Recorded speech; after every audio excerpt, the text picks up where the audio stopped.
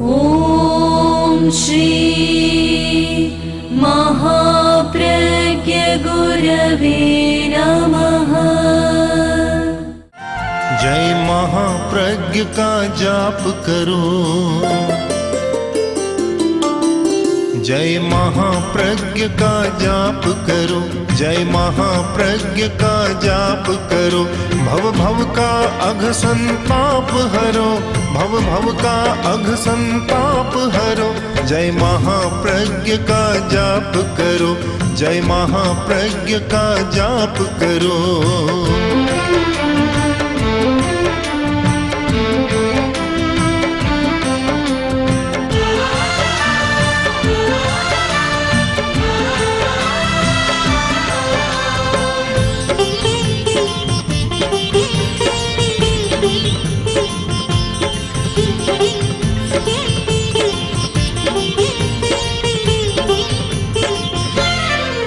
नमो अरहंताणं, नमो अरहंताणं, नमो अरहंताणं। परिवर्तन विश्व व्यवस्था का एक ध्रुव सत्य है, अटल सत्य है, अटल नियम है।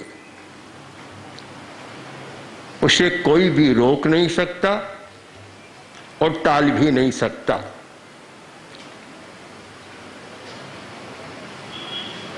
जैन दर्शन का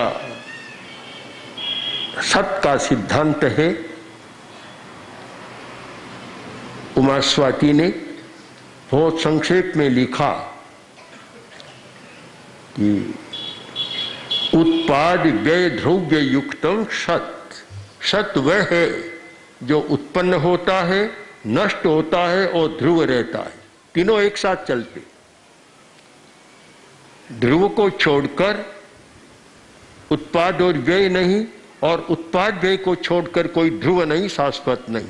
तीनों साथ साथ चलते हैं। यह सत का स्वयंभू स्वरूप है। शायद पौराणिक मान्यता में ब्रह्मा विष्णु महेश की कल्पना या परियोजना भी इसी सच्चाई को प्रकट कर रही है। सृष्टि का निर्माण, एक सृष्टि का ध्वंस और एक सृष्टि का रक्षण, ये तीन हमारे देव बन गए, उत्पाद वे ध्रुव्य बन गए। तो ये स्वरूप है।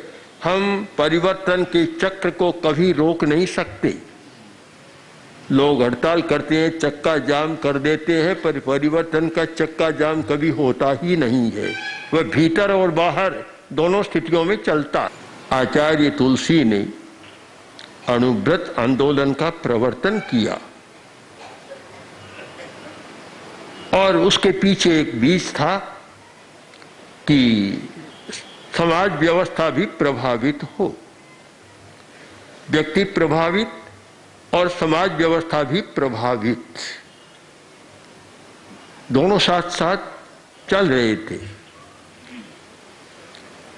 अणुव्रत आंदोलन के प्रारंभिक 3-4 दशकों में इतना चिंतन और मंथन हुआ और इतने बड़े बड़े चिंतक लोग उसके साथ जुड़े। नामों की एक लंबी सूची है। राजेंद्र बाबू, राष्ट्रपति राजेंद्र बाबू से लेकर और चाहे जैनेन्द्र, बड़े बड़े पत्रकार अक्षय कुमार जैसे, बड़े बड़े साहित्यकार हरिभाऊ, यशपाल आदि आदि। और चिंतन मंथन में एक बहुत बड़ा योग रहा जयप्रकाश नारायण का। अणुव्रत की पृष्ठभूमि के चिंतन में जयप्रकाश नारायण का बहुत चिंतन रहा और 3 दिन तक मुंबई में इसकी आचार संहिता पर विचार करने के लिए जयप्रकाश जी वहां आकर रहे। एक बार हॉलैंड में संभवतः रीआर्मामेंट का एक आयोजन था। जैसे अणुव्रत आंदोलन सामने आया, वैसे ही एक विदेश में चला रीआर्मामेंट का एक आंदोलन चला, हिंदुस्तान में भी आया। उसका एक आयोजन था हॉलैंड में और जयप्रकाश नारायण उसमें भाग ले रहे थे। तो एक वक्ता ने कहा यह पश्चिम का आंदोलन है और हिंदुस्तान में नैतिकता का इतना बड़ा कोई आंदोलन नहीं है। उस समय जयप्रकाश ने कहा कि आपको पता नहीं है, हमारे यहाँ हिंदुस्तान में जो अणुव्रत आंदोलन एक नैतिकता का विशाल बड़ा आंदोलन चल रहा है, शायद आपसे कहीं ज्यादा बड़ा है, आपको पता नहीं। इन सब का एक रहा। एक बात मेरे मन में भी है कि वर्तमान में अणुव्रत का जो रूप सामने आ रहा है, कितना अच्छा होता आचार्य तुलसी विद्यमान होते, राजेंद्र बाबू भी आज विद्यमान होते, जयप्रकाश नारायण विद्यमान होते, जैनेन्द्र, यशपाल और अक्षय कुमार, श्रीमन नारायण अग्रवाल आदि आदि जो आज विद्यमान होते तो शायद उनकी आयु 10 वर्ष और बढ़ जाती। पहले चले गए हम क्या। इतनी प्रसन्नता होती कि जिस लक्ष्य से काम शुरू किया था वह लक्ष्य अब आगे बढ़ रहा है। जिस लक्ष्य से बीज बोया था आज वह एक विशाल वट वृक्ष का रूप ले रहा है और युग की समस्या, जनता की समस्या का समाधान दे रहा है। समस्या हर युग में रही। आचार्य तुलसी बहुत बार कहते थे कि अगर कोई समस्या जीवन में न हो तो आदमी 24 घंटा का इतना बड़ा दिन रात के बिताए कैसे। आप समस्या है तो अच्छी तरह बिता देता है, सोचता है, चिंतन करता है, सुलझाने का प्रयत्न करता है। और कोई समस्या ही नहीं है तो निकम्मा बेटा क्या करता, देवता की तरह आलसी हो जाता। धरती ने एक बार स्वर्ग से कहा था कि तेरा बेटा मुझे नहीं चाहिए, मेरे बेटों को तो पुरुषार्थी रहने दो, और तेरे बेटे यहाँ आ गए तो धरती और आलसी बन जाएगी सारी। हमें आलसी नहीं चाहिए, हमें पुरुषार्थी चाहिए। भगवान महावीर ने जो पुरुषार्थ पर बल दिया, और महावीर की एक पहचान है पुरुषार्थवाद, इस सिद्धांत से कि तुम पुरुषार्थ के द्वारा अपने भाग्य को बदल सकते हो। कल परसों एक व्यक्ति आया, एक महिला आई युवती छोटी, और बोली कि मेरे पूर्व जन्म के ऐसे ऐसे कर्म। मैंने कहा तुम चाहो तो बदल सकती हो, हमारा तो ये सिद्धांत है, कर्मवाद का सिद्धांत। अगर कोई व्यक्ति सम्यक पुरुषार्थ करे तो कृत कर्म को भी बदल सकता है। 100 में 95% बदल सकता है। 5 की बात छोड़ दो, कोई अटल नियम हो तो 95% कर्मों को बदल सकता है, अपने भाग्य को बदल सकता है और अपने नए भाग्य का निर्माण कर सकता है।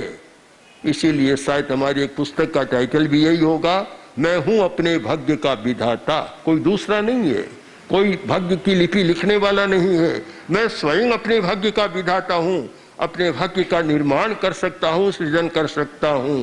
तो आज ये बदल सकता है। अणुव्रत के साथ बदलने की प्रक्रिया भी चली। एक आरोप समझे, चाहे चिंतन समझे, और चाहे थोड़ा थोड़ा हल्का सा व्यंग समझे, कुछ भी समझे, हमारे निकट रहने वाले कुछ विचारक, कुछ प्रोफेसर हमेशा कहते रहे, उनमें शायद रामजी सिंह, प्रोफेसर रामजी सिंह अग्रणी रहे, कि अणुव्रत में कोई बात तो है पर रचनात्मक काम क्या है। मैं तो मानता हूं कि चरित्र विकास से अधिक कोई रचनात्मक काम है ही नहीं। जिसके होने पर सब अच्छा होता है और जिसके न होने पर सब कुछ बिगड़ जाता है। अगर चरित्र अच्छा है तो सारी व्यवस्था अच्छी चल सकती है, और चरित्र अच्छा नहीं है तो हजारों किया कराया सारा प्रयत्न एक क्षण में साफ हो जाता है, कुछ भी नहीं होता। आज की सबसे बड़ी समस्या यही तो है कि चरित्र के अभाव में, नैतिक मूल्यों के अभाव में गरीबी बढ़ रही है, समस्याएं बढ़ रही है, अपराध बढ़ रहे हैं, जेलें छोटी पड़ रही है, पागल खाने भी छोटे पड़ रहे हैं। कारण कि नैतिक मूल्यों का विकास नहीं, चरित्र का विकास नहीं है, तो मूल आधार तो हम मानकर चलें कि चरित्र के होने पर सब कुछ अच्छा होता है और चरित्र के अभाव में कुछ भी अच्छा नहीं होता। एक बार चाणक्य ने, महामात्य चाणक्य ने, जब काफी संकट में थे, विशाल नंद साम्राज्य की सेना और सम्राट चंद्रगुप्त और चाणक्य वो छोटी सी सेना केवल इकट्ठा करे लड़ रहे थे, तब किसी ने कहा कि चाणक्य तुम कैसे सफल बनोगे? चाणक्य चोटी बांधने का संकल्प लिया कि जब तक सफल नहीं बनूंगा चोटी नहीं बांधूंगा। तो चाणक्य ने अपनी चोटी पर हाथ रखा और बोला कि जब तक मेरे पास बुद्धि और सन्मति है, आप चिंता न करें, मैं अकेला ही सफल हो जाऊं। तो हमारा ये एक संकल्प हो कि हमारी मति अच्छी रहे, चिंतन अच्छा रहे। अनुव्रत का ये क्रम चला, चिंतन होता गया और हमें भी लगा, गुरुदेव ने भी कहा कि यह कार्य और विकसित होना चाहिए। तो हमारे सामने दो पक्ष हैं, एक भीतर का परिवर्तन और एक बाहर का परिवर्तन। भीतर का परिवर्तन, आज की समस्या क्या है कि सर्वोदय वाले या दूसरे भी संस्थाएं जो समाज के क्षेत्र में काम कर रही है, अनेक समाज सेवी स्वेच्छासेवी संस्थाएं हैं जो काम कर रही है, पर भीतर का परिवर्तन, उद्योग करो, ग्रामोद्योग करो, ये बढ़ाओ वह बढ़ाओ, सारा पदार्थ के विकास पर है, किंतु उसके साथ व्यक्ति की चेतना का रूपांतरण करो, यह नहीं है। एक बार आचार्य विनोबा भावे ने भी कहा था कि खाद्य कोई हमारा साध्य नहीं है, वह तो मात्र एक साधन है। हमारा साध्य तो है नैतिकता का, चरित्र का विकास, समाज व्यवस्था का एक स्वेच्छा से यह नैतिक मूल्यों पर आधारित समाज व्यवस्था का विकास, किंतु वह तो छूट गया और खादी हाथ में रह गई। यह हमेशा होता है कि सूक्ष्म छूट जाता है, स्थूल हाथ में रह जाता है। प्रेरणा पीछे रह जाती है और प्रेर्य आगे आ जाता है। कोई पता नहीं क्या प्रकृति का नियम है, स्थूल हाथ में रह गया। हमने इस पर चिंतन किया कि अणुव्रत आंदोलन के द्वारा नैतिक मूल्यों का विकास करना चाहते हैं और नैतिक मूल्यों की आचार संहिता है, और यह कहने में मुझे संकोच नहीं होता कि नैतिकता के लिए जितनी बढ़िया आचार संहिता अणुव्रत की है, मुझे बहुत कम देखने को मिली। नहीं कहूं तो क्यों कहूं, इतनी बड़ी दुनिया है, पर बहुत कम देखने को मिली। हम 2-3 वर्ष पहले विदासर में थे और विदासर में कुछ जर्मन के लोग 5-10 लोग आए थे, एक टीम थी उनकी, और हमने पूछा आप क्या कर रही हैं? कि बड़ी बड़ी कंपनियों में हम नैतिक आचार संहिता का प्रसार कर रहे हैं। उन्होंने वह आचार संहिता हमें दिखाई, हमने देखी। हमने कहा कि आप अणुव्रत आंदोलन की आचार संहिता देखें, इससे और अधिक विकसित है। ऐसे अनेक प्रसंग आए हैं। तो इतनी बढ़िया आचार संहिता अणुव्रत की, नैतिकता की, पर एक चिंतन आया कि सूक्ष्म को पकड़ने के लिए भी स्थूल चाहिए, स्थूल और सूक्ष्म दोनों का योग चाहिए। मैं संतुलन में बहुत विश्वास करता हूं और मानता हूं कि समस्या का सबसे बड़ा समाधान है संतुलन, एकांगिता नहीं। जिस व्यक्ति ने अनेकांत को समझने का प्रयत्न किया है, उस व्यक्ति का दृष्टिकोण एकांगी कभी नहीं हो सकता, दोनों पक्षों को साथ लेकर चलता है। जब नित्य अनित्य जैसे विरोधी दोनों पक्षों को हम एक साथ लेकर चल सकते हैं, तो फिर व्यवस्था को, विरोधी व्यवस्था को साथ लेकर क्यों नहीं चल सकते? लोग कहते हैं अहिंसा की यात्रा, और मैं कहता हूं हिंसा की खोज की यात्रा। मैं तो हिंसा की खोज कर रहा हूं, हिंसा की बात बहुत कम करता हूं। हिंसा की खोज कर रहा हूं कि हिंसा क्यों हो रही है, इस बात पर ही सारा ध्यान जा रहा है। तो इस खोज में एक सच्चाई, अनेक सच्चाई हमारे सामने आई, उनमें एक सच्चाई ये सामने आई कि अभाव हिंसा का बहुत बड़ा कारण है। अभाव, अनेक संतों ने अनेक भाषाओं में, अनेक विचारों में अभिव्यक्ति दी कि भूखे भजन न होई गोपाला। भूखा आदमी भजन नहीं कर सकता। और भी है, बुभुक्षितैर व्याकरणम न भुज्यते। एक संस्कृत कवि ने लिखा कि बुभुक्षितैर व्याकरणम न भुज्यते। किसी ने कहा कि व्याकरण पढ़ो, बोला कि पहले रोटी दो फिर व्याकरण पढ़ो। भूखा आदमी व्याकरण क्या पढ़ेगा? पिपासितई काव्य रसों ने पियते। साहित्य की गोष्ठी थी और आलोक भट्टाचार्य जैसे कोई अच्छे संयोजन करने वाले मिल गए थे जो संयोजन में बांध देते हैं सबको। ऐसा ही कोई संयोजन करने वाला था। उसने कहा आओ बैठो और काव्य का सुधा पान अमृत पान करो। बड़ा अमृत पान माना जाता है। संस्कृत साहित्य में इस पर बहुत हुआ।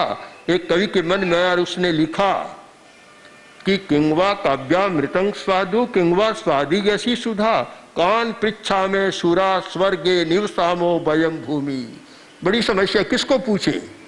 अमृत होता है स्वर्ग में, तो देवता तो है स्वर्ग में अमृत पान करने वाले, और हम है पृथ्वी पर, इस धरातल पर। कान पृच्छा में सुरा स्वर्गे निवसामो वयम भूमि। हम भूमि पर रह रहे हैं।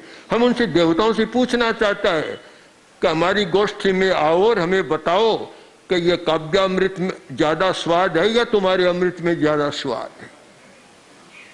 तो फिर भी उस साहित्य की गोष्ठी में जब आमंत्रण दिया तो उसने कहा कि पिपासितई काव्य रसो न पियते। पहले पानी पिलाओ, प्यासा आदमी ये काव्यामृत नहीं पिएगा। पहले तो पानी पिलाओ और कंठ की प्यास बुझाओ। तो एक ध्रुव सत्य रहा है कि अभाव में आदमी कर नहीं सकता ऐसा। भगवान बुद्ध के पास आनंद एक व्यक्ति को लेकर आया और बोला भंते आप इसे उपदेश दें। बुद्ध ने उसको देखा, थका मांदा, थका हैरान सा हुआ। पूछा क्या बात है? महाराज आ गया हूं, बहुत भूखा हूं। बुद्ध ने आनंद से कहा पहले रोटी खिलाओ फिर मेरे पास लाना, फिर उपदेश दूंगा। अभी तो मैं उपदेश दूंगा तो उपदेश ही उसको रोटी लगेगा। मुद्रा राक्षस ने अपने नाटक में वर्णन किया है, भूखा आदमी चंद्रमा को देखता है तो समझता है रोटी पड़ी, गोल गोल रोटी होती है। वर्णन कर दिया श्रृंगार का भी कि किसी स्त्री के, युवती के मुख को देखता है तो उसकी कल्पना यह होती है कोई रोटी है सामने। तो भूखे आदमी को तो रोटी दिखाई देती है और वह रोटी को देखता है, और किसको देखेगा? तब तक वह अहिंसा की यात्रा में आगे नहीं बढ़ सकता। अगर हिंसा को कम करना है, अपराधों को कम करना है, लूट खसोट चोरी डकैती को कम करना है, तो उसका एक रास्ता है समाज व्यवस्था का परिवर्तन और स्वस्थ समाज व्यवस्था का दर्शन हमारा बने।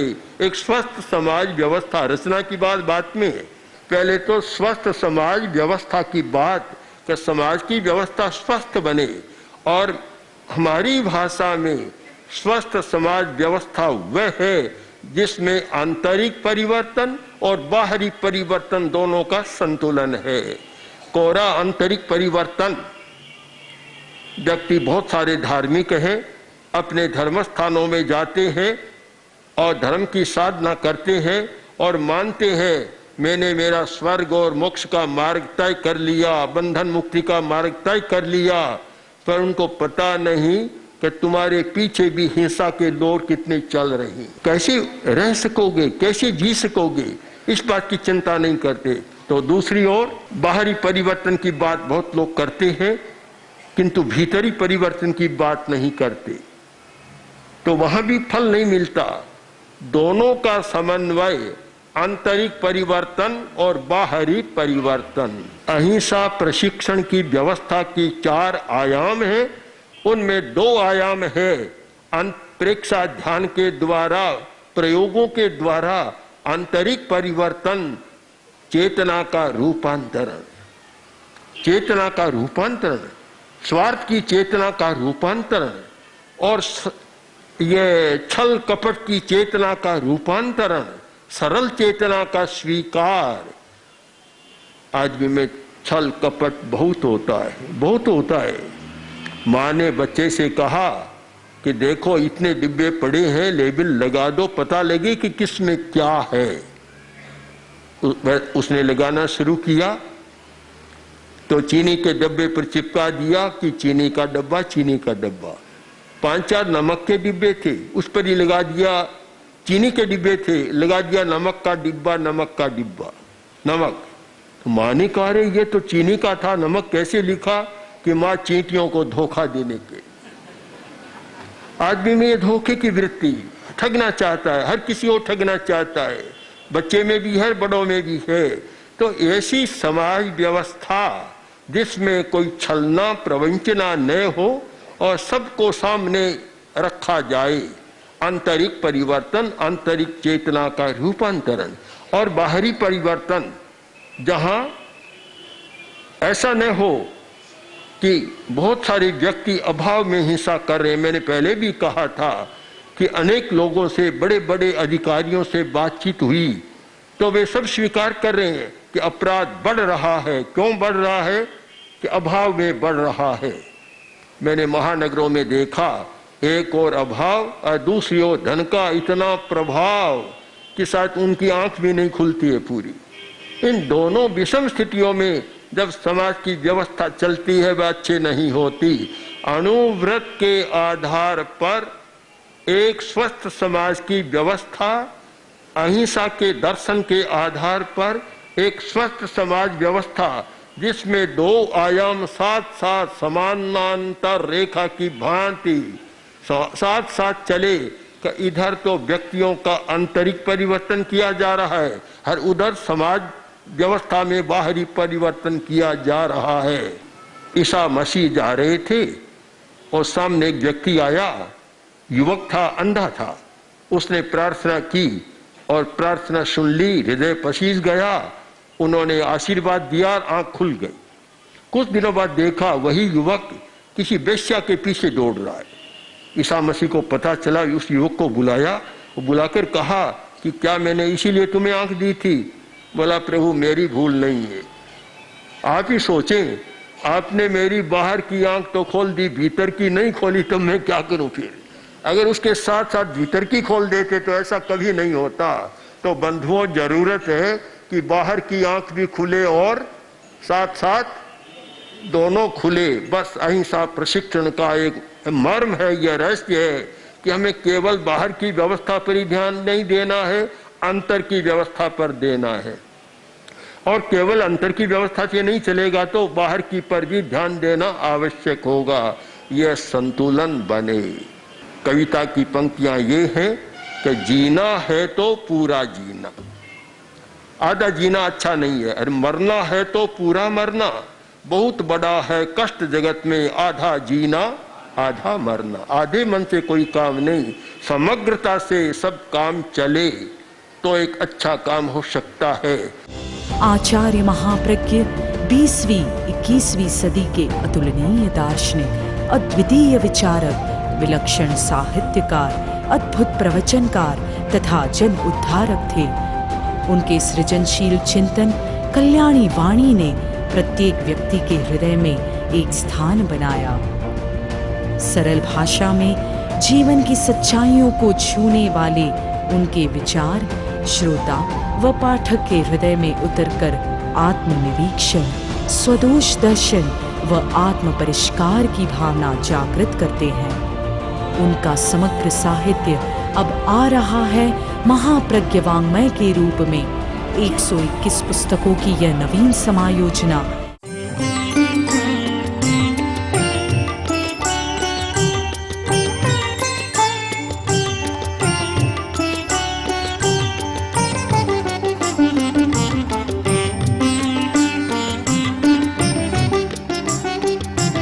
महासवर महाप्रज्ञ गुरुवर अर्घ्य आस्था काय चढ़ाए, अमल ध्यानी विशद ज्ञानी, अमर है तेरी ऋचाए। महासमर महाप्रज्ञ गुरुवर, अर्घ्य आस्था काय चढ़ाए।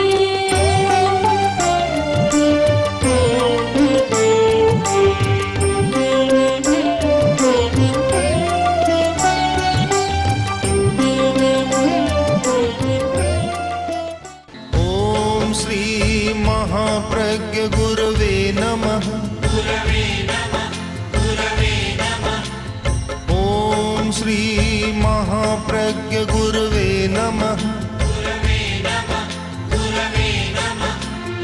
ओम श्री महाप्रज्ञ गुरवे नमः।